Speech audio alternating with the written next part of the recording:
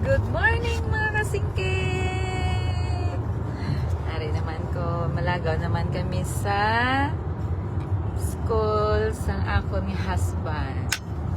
Pero before that, mag-share ko na isang word ni Lord in Proverbs chapter 21 verse 23. It says, watch your tongue and keep your mouth shut and you will stay out of trouble. Makarelate ka mo na mga kasingkit. Ako gid na to. Shout out mga Marites. Na gin-remind naman ko ni Lord sang ining nga verse sa Proverbs chapter 21 verse 23. Na ang aton ko nung mga dila tang mga bibig ta anong tagid ni bantayan labi ning dila dala bantayan tagid ning permi kay para mapalayo kita sa trouble, palayo kita sa kapahamakan. Ano ko na ning ako hindi nga Ilonggo, Tagalog, English ni kasi meron tayong viewers or meron tayong subscribers na Tagalog. Sinasabi niya hindi daw siya makaintindi ng Ilonggo. Kaya ano na, halo-halo. Halo-halo. Halo-halo. Yan, no? Yung minsan kasi yung mga dila natin, ito yung nagpapahamak sa atin. Kung ano-ano yung sinasabi. Minsan hindi makaglorify kay Lord kasi kung ano-ano yung masasamang sinasabi, minsan nagpre-prejudge tayo sa ating kapwa. Kaya watch out mga watch out mga kaparites. No? Today sa Maryland wala na ko diya may kamarites kay only my husband na confirming nga ginaupod. So kami na ang kisa nga duwa nag-istoryahanay. So safe kaya wala sa minakabalong. So, dalon taka mo di subong, dalon taka mo gali subong sa iya school, malakat kami sa Virginia. Kato kami sa Virginia, sa iya school, kay may process kami ng mga papers. Pag ulang kami halin sa may government office, diri sa Maryland, may need kami nga i-comply sa school niya kay naka-dependent ko sa visa niya. So, we need to comply the requirements for me nga maka-work dire. Na siya. So, dalon takamutid ko sa ilas ko sa Basilica School of St. Mary. Okay. So, balik na to sa word ni Lord noon. Minsan yung tayo lang naman gumagawa ng mga trouble sa ating mga sarili kasi kung ano-ano yung pinagsasabi natin na hindi magaganda sa ating mga kapwa, hindi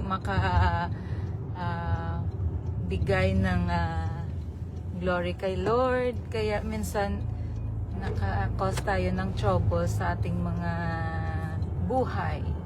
Kaya watch out.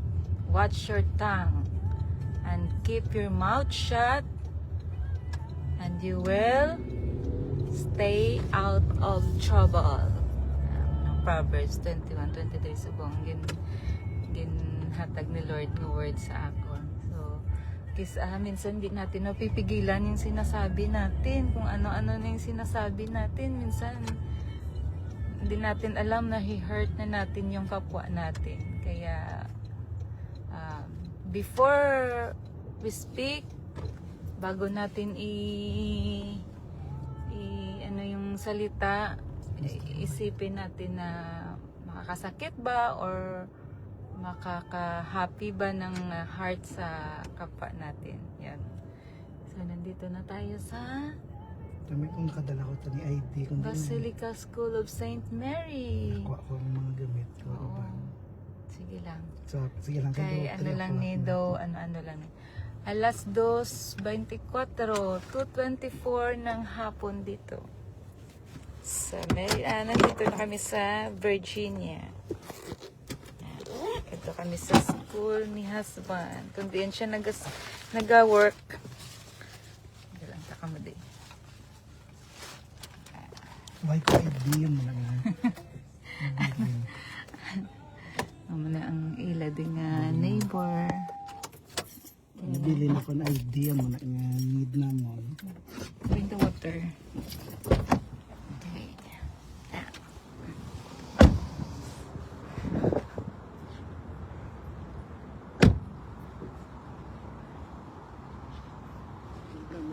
Sa front desk eh.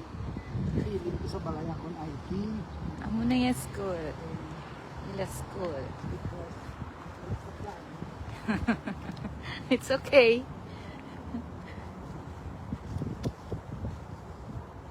Hindi natin alam si Lord may plano niya.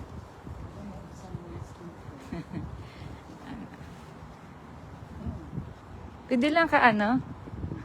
Pwede lang ka pick ka video?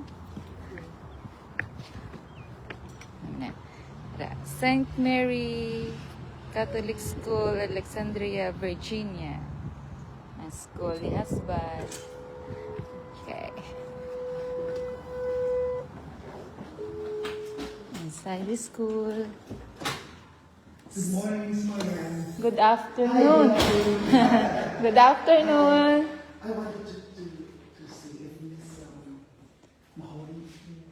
She was here earlier. Let me see if she's still here. I forgot to bring your ID. Ilang nga. By the way, she's my wife. Hi. This is Nice to meet you. Cynthia. So beautiful.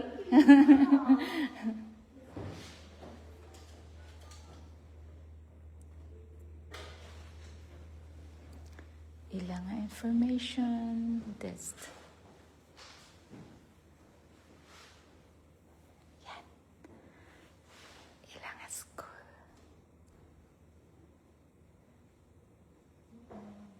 No,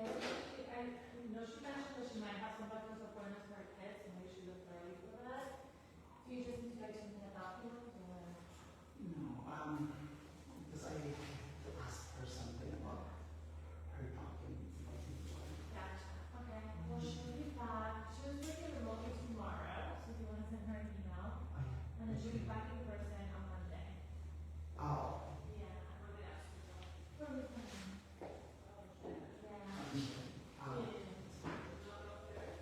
no, I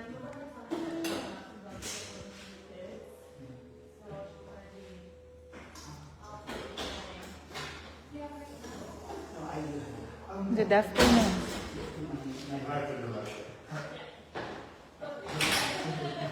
Thank you.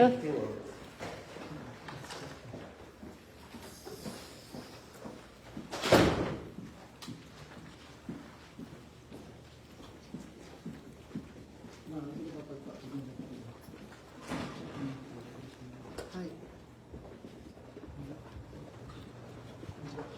You want something? No. Hi. No. You know, let's check my room. Pumunta ilang nga teacher's lounge. Kadata si room. That's good. Going up. Kada kami sa iyang room. Are you okay? It's okay. Baya mga kanto, di ko na si, ano ato na kantoan. It's not. Ha? Ala. Baya mga kanto din ato na concern na tawa is Monday, pero tomorrow, kung remotely, I don't know. Ah, okay. Yeah. Friday is still open. So. Amo na iyang room. Wala man tayo, ano. Amo na iyang room. Ilang school. Ginapagwa na kung summer kay general cleaning. Ba't may na-ilaya open na kung closed? Na. Oh my. Kay sira klase subong. And I don't have the key. So, Basta meron. Ito malili lang tayo. Hindi, basta meron sa mo. Amo na iyang nga room kay natinluan kon sira klase. Kag hindi kami kasulod kay wala kami habi. This is my table. Amo na di iyang nga room. Ang tanan-tanan nga room gina general cleaning. Yeah, this is my desk table. Hello, La Brucey, kamusta? Dali check ko sa tao, wala akong makaupo sa iyo. Te man ka to sa room mo how? Makuha na lang ng mga ano. Okay. Tatagta kay Makata Mark or sa tagta kay Elijah. Okay. hindi naman kilala na i-transfer lang ko.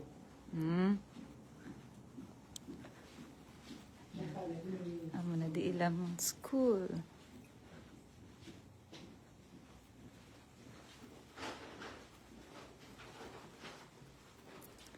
Kamusta ka mo mga kasingkit? Itorta ka mo di sa ilang school. Sa St. Mary. Sa Basilica School of St. Mary. So, ano di tawhay kay wala klase, summer.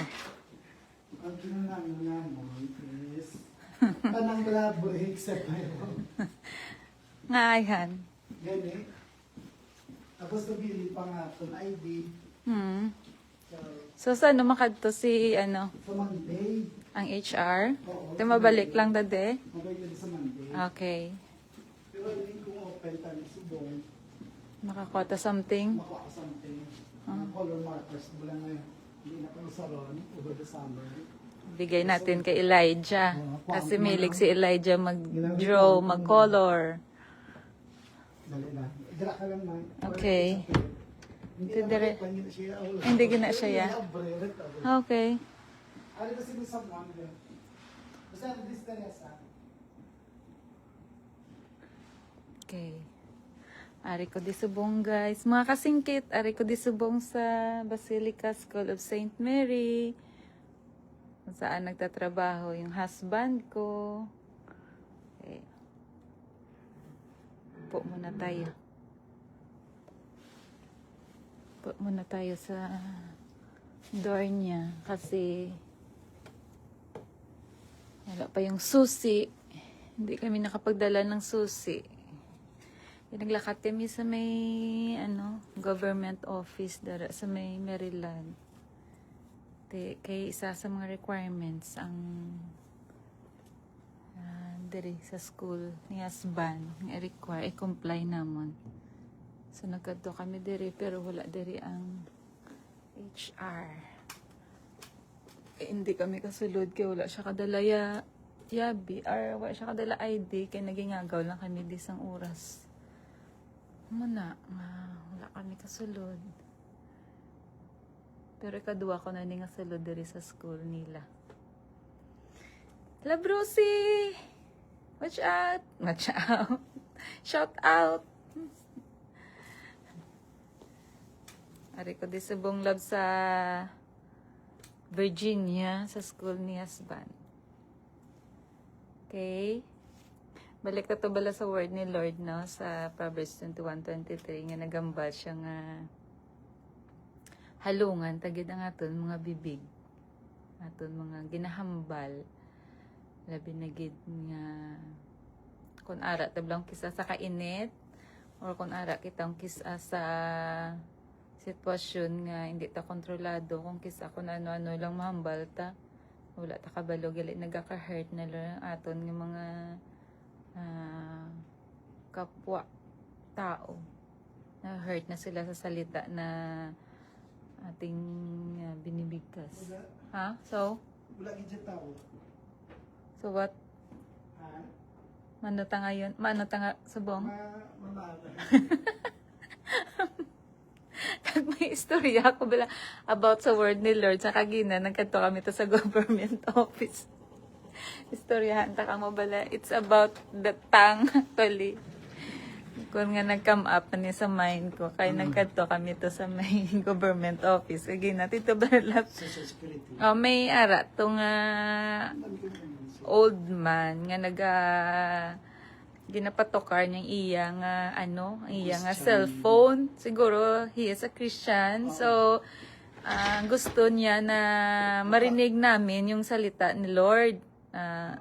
No, yung ginagamit niya yung cellphone niya, pero actually bawal mag ng cellphone doon kasi dapat yung cellphone mo naka-mute doon para walang ingay kasi nga government, maraming tao doon. Tsaka ginawa ng isang mama, inopen niya yung cellphone niya, which pinarinig niya sa amin yung preaching na ni word of God, wala preach sa iyang cellphone.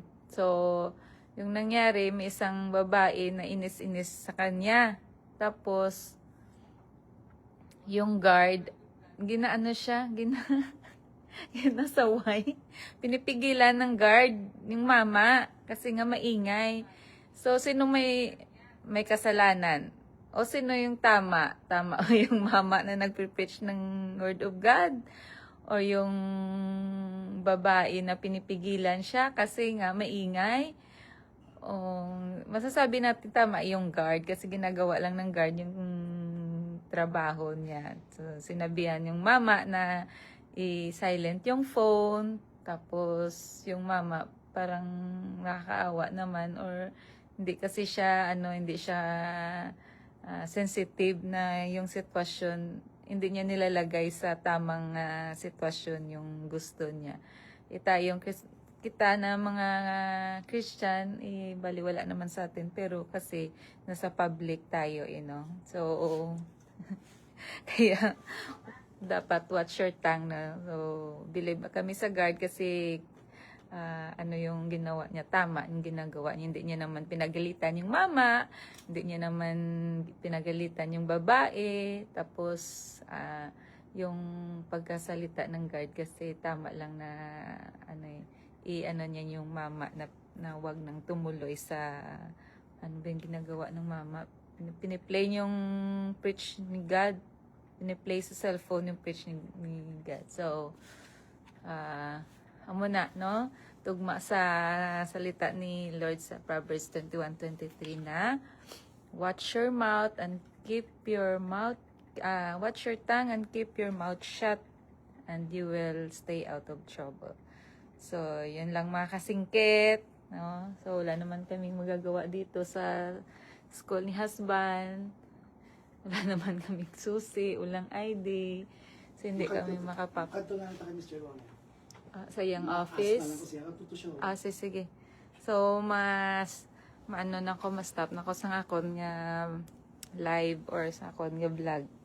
Kasi pupunta kami sa principal's office. Meet namin si Sir Loya, yung principal ni husband dito sa St. Mary. So, bawal na siguro mag-vlog doon. Bawal na mag-live doon. So, kasi principal's office yun. So, yun lang mga kasingkit. Salamat sa pag-watch. Thank you for watching. Don't forget to like, share, subscribe to my YouTube channel. Bye mga kasingkit. Have a good day. God bless. See you on my next vlog. God bless you. Take care.